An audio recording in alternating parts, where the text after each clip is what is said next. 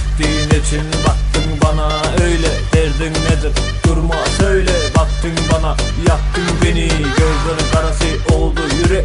Görmedim böylesini, yaktı beni. Sevdim seni, sen olsan yaktın beni.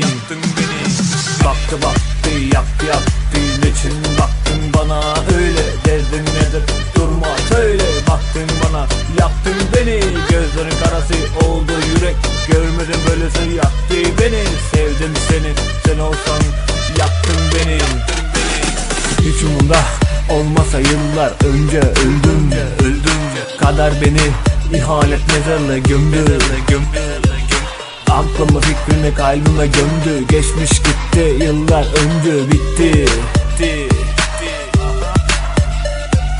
Hiç umurumda olmasa yıllar önce öldüm. Kader beni ihanet mezarla gömdü. Aklımı fikrimi kalbime gömdüm. Geçmiş gitti yıllar önce bitti. Baktı yaktı niçin baktın bana öyle. Derdin nedir durma söyle. Baktın bana yaktın beni, gözlerin karası oldu yürek. Görmedim böylesi, yaktın beni. Sevdim seni, sen olsan yaktın beni. Baktı yaktı niçin baktın bana öyle. Derdin nedir durma söyle. Baktın bana yaktın beni, gözlerin karası oldu yürek. Görmedim böylesi, yaktı beni. Sevdim seni, sen olsan yaktın beni.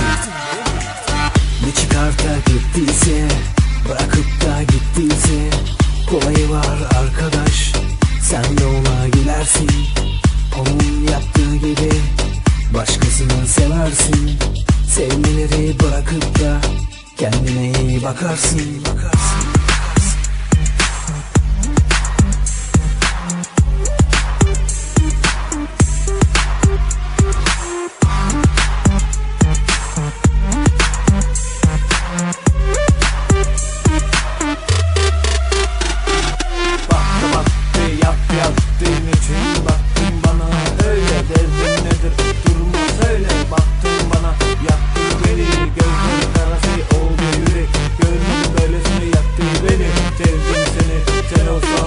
Yaktın beni.